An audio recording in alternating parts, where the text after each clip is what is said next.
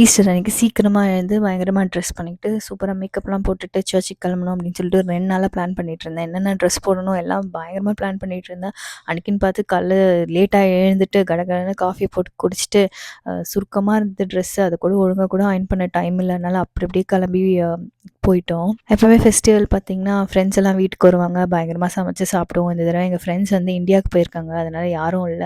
சரி நம்மளே சமைச்சு சாப்பிட்டு என்ன இருக்கு அப்படின்னு சொல்லிட்டு, இந்த ஸ்கார்ஃபுல்ல நம்ம மதுரைன்னு சொல்லிட்டு ஒரு ஹோட்டல் ஓப்பன் பண்ணியிருந்தாங்க. நான் ரீல்ஸ்லலாம் பார்த்தேன்.